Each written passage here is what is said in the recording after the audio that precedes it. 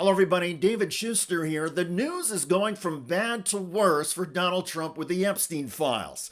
There are now multiple reports on Capitol Hill that a majority of House Republican lawmakers are ready to abandon Trump and vote to release everything.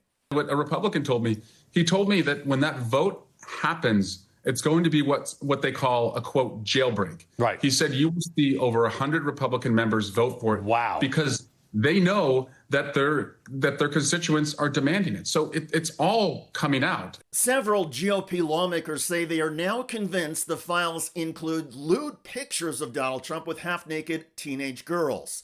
The Republicans point to Attorney General Pam Bondi's recent Senate testimony when Bondi refused to issue a denial.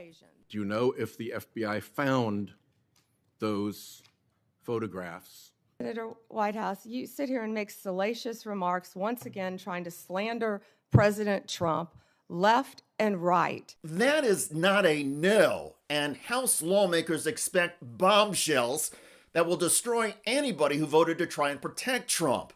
The leading Trump defender is House Speaker Mike Johnson.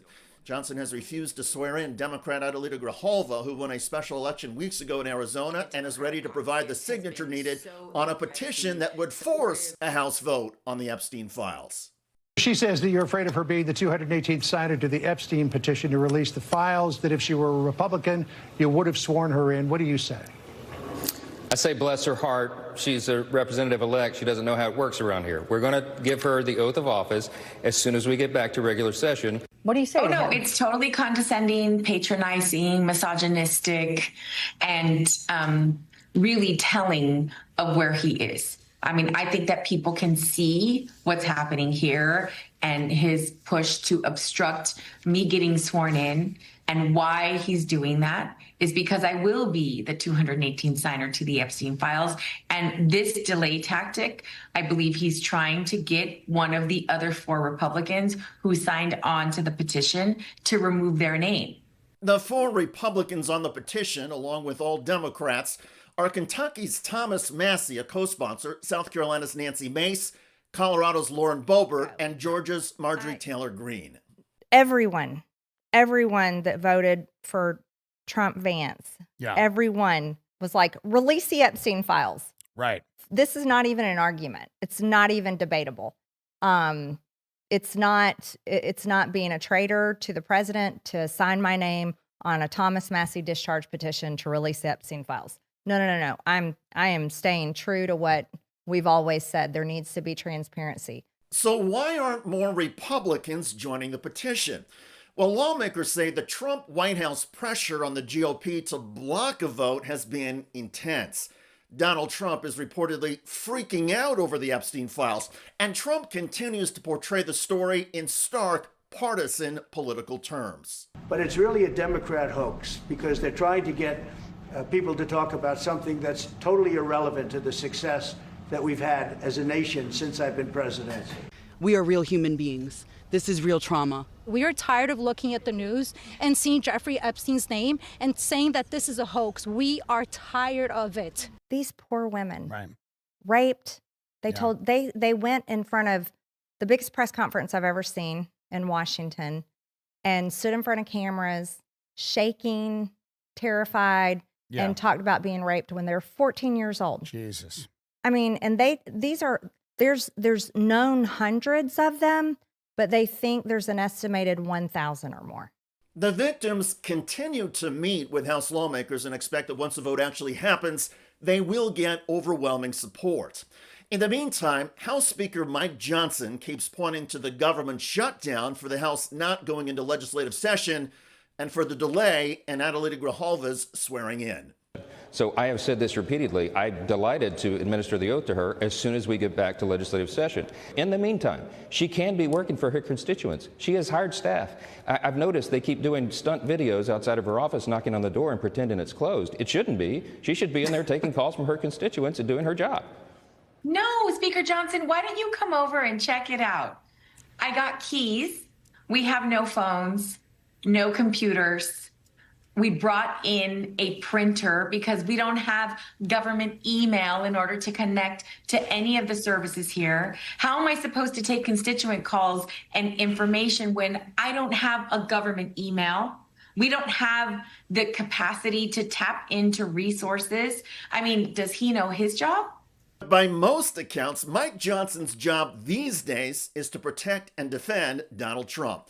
So Johnson keeps buying time to try and figure out some way to buy off one of the 4 Republicans who are on the discharge petition that would force an Epstein vote. We are in an Epstein shutdown. Mike Johnson has shut down the Congress for almost 30 days because he doesn't want to find out how close Donald Trump is to Jeffrey Epstein, the largest, the biggest, the most notorious child sex trafficker America has ever known. I have called. We sent a letter, and now our attorney general sent a demand letter 2 days ago, basically saying, swear her in. You are depriving 812,000 Arizonans from their voice in Congress. On top of Donald Trump flipping out over the Epstein files, there are other powerful and wealthy people who are also in for some horrific Epstein news. Based on the Epstein files already released from his estate in lawsuits, lawmakers have been given descriptions of some of Epstein's alleged co-conspirators. A Hollywood producer worth a few $100 million, a royal prince, a high-profile individual in the music industry, a very prominent banker, a high-profile government official, one high-profile former politician, one owner of a car company in Italy, one rock star, one magician, half a dozen billionaires, including one from Canada. As for the billionaire from Queens, Donald Trump was a close friend of Jeffrey Epstein for nearly 15 years. Trump and his White House staff keep pointing to Trump ending that friendship over a staff dispute at Mar-a-Lago and because Trump found out that Epstein was a sick perv, as officials have said. But the timing offered by the Trump White House doesn't add up. And besides that, there is a growing belief on Capitol Hill that Donald Trump participated in Epstein's depravity, and that the files under seal at the FBI and the Justice Department will contain the documentary and visual proof. Several Republican lawmakers and Democrats say it's only a matter of time before the Trump-Epstein bomb goes off. And for Republicans whose loyalty to Trump has been a source of their political strength, the tables could be about to turn. There are deep GOP congressional fears that the Epstein files are going to destroy Trump and bring down any Republicans who have been protecting him. So voting to release the files, voting for transparency, is a political no-brainer. First, though, the House will have to be forced to take that vote. And so the Johnson delay in swearing in Mr. Grijalva grinds on. By the way, Donald Trump's ICE agents are getting increasingly aggressive in their migrant deportation raids and arrests, but a woman in New York City recently shamed agents in a courthouse hallway in epic fashion. What's wrong with you? You want to hit me? Hit me, baby! You ain't got me. Nobody's scared of you. In New York City, that woman is exercising her First Amendment rights and giving ICE agents verbal hell. That's why your kids them don't like you, and your wife is you. That's why you gotta hide your face. My face ain't hidden, bitch. I'm American, you stupid bitch. Check out that video at the link below. It generated a lot of comments on YouTube. One of the most popular is from Genevieve, who wrote, "My hat's off to this woman." Indeed. I look forward to reading your comments about Donald Trump freaking out as the GOP jailbreak away from him on the Epstein files takes shape. I'm David Shuster. Thanks for joining us.